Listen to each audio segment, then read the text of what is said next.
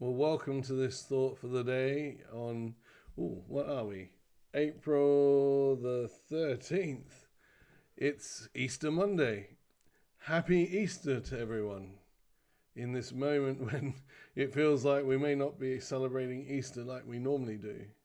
But the wonderful celebration is that the great hope that death has lost its sting and Christ is risen. So Christ is risen. Hallelujah. He is risen indeed. This week, what I thought I might do for our reflections is perhaps a little bit self-indulgent on my behalf. Is that I thought for over this week I might just tap into some key aspects of Franciscan spirituality. And I think it's fitting because I'm going to start with perhaps the most crucial and core aspect of Franciscan spirituality, and that is it's deeply, deeply Christ-centered.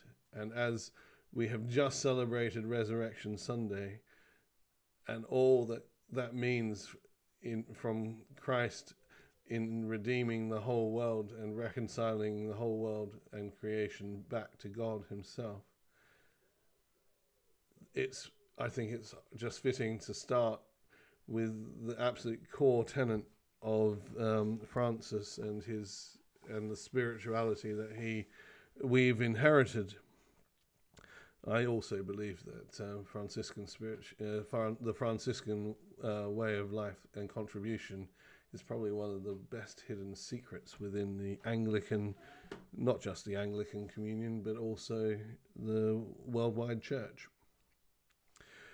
Many of us know Francis through what I would call bird bath Franciscan, that he's the lovely little bird bath image out in the garden that has the water there with all the little creatures around his feet, and it just enables the birds to come and have a bath in his bowl that he's holding. And it would be wrong of us to consider Francis particularly and the message he gave us and the way of life he showed us in that sort of trite and overly sentimentalized view. Yes, we've made him the patron saint of animals and all these, and creation and all these sorts of things. And understandably so, because Francis's view on these things, has real resonance, and it opens us up. He called everything brother or sister, brother sun, sister moon, and showed a real connection there. But all of the way that he saw the world was deeply Christological. Christ was right at the center. As one of the great Anglican Franciscan teachers, Brother Ramon, said, Francis was not a footloose and fancy-free hippie who set up a religious commune to get back to nature. Neither can you appeal to Francis to justify the luxurious coddling of expensive feeding of some of our pets, while most of the world cries out in hunger and deprivation. It's something to be mindful of. Deeply, primarily at the heart of Franciscan spirituality is the gospel and the mystical imperative to surrender to Christ. It is interesting that one of the great biographers of Francis said this of him. This is Thomas Silano. He was always occupied with Jesus.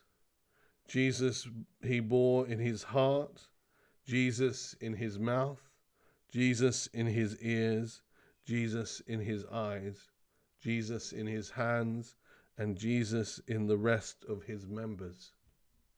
Every inch of Francis was a reflection of what of his devotion to Christ, to Jesus, and to following the example that Christ set before him. You know, Francis is very famous for being an ascetic, someone who gave up everything and lived a life of poverty amongst the lepers and the poor and the outcasts. He didn't do that just because it was a trendy thing to be a minimalist. No, he did that because that's what he saw Christ doing in the Gospels. And he so wanted to identify with Christ that he gave up all those things in order to follow what he understood the Gospels was really saying. And it's highly radical. So this first morning, as an invitation into Franciscan spirituality, is an invitation to deeply fall in love with the Christ, with Jesus, and Jesus the Christ, the Anointed One. So much so that, like Francis, you will want to embody Christ in every single member and cell of your very being. That was at the heart of the passion that Francis has, and that was one of his true gifts to us. To live a life that fully embodies that of Christ. And not as many of us have gone as far as Francis have. I certainly haven't.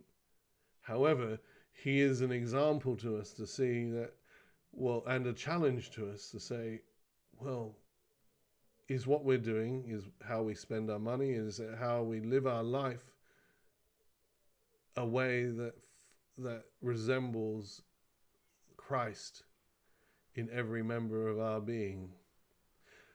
A tall order.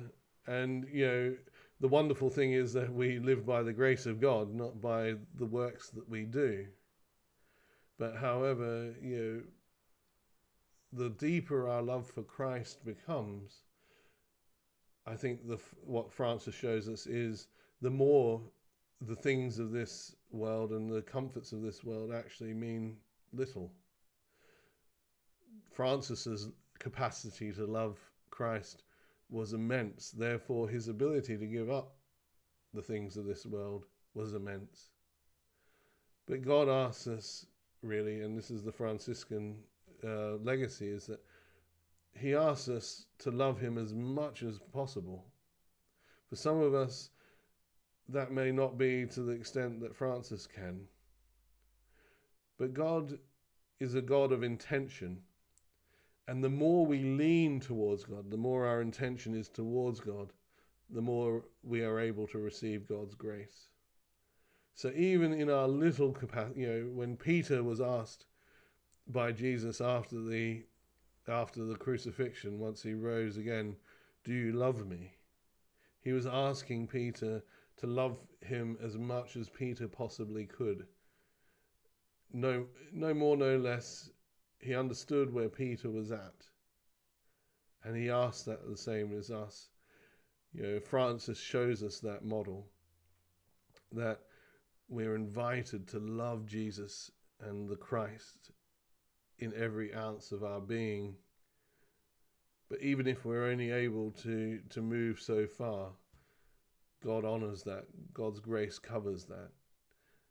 So my invitation today is to love Christ, to love Jesus as much as you possibly can at this moment in time. And the amazing thing about when you open yourself up to love, your capacity for it grows. Francis didn't start off with loving Christ in every ounce of his being. He grew into it. And the more he surrendered himself to that mystical imperative of the gospel, the more his capacity to love Christ and to love others and to love creation increased.